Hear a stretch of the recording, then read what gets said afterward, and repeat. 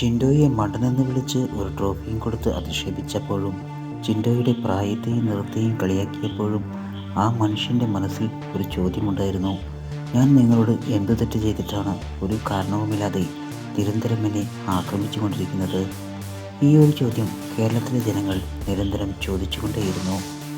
എന്തിനാണ് ആ പാവത്തിനെ എല്ലാവരും കൂടി ഇങ്ങനെ ദ്രോഹിക്കുന്നത് എന്ന്. അവിടെ മുതൽ കേരള ജനത ചിൻഡോയെ ഹൃദയത്തിലേക്ക് എടുത്തു. പിന്നീട് നടന്നത് ചിൻഡോയുടെ അതിജീവനമായിരുന്നു. പിന്നീട് ഒറ്റയ്ക്ക് പടവെട്ടി കയറി വന്ന ഒരു കരുത്തുറ്റ മത്സരാർത്ഥിയെയാണ് ബിഗ് ബോസും കേരളവും കണ്ടത്. അതാണ് ചിൻഡോ. ഇപ്പോൾ ചിൻഡോയെ നേരിട്ട് കാണാൻ എത്തിയിരിക്കുകയാണ് ദുൽഖർ സൽമാൻ.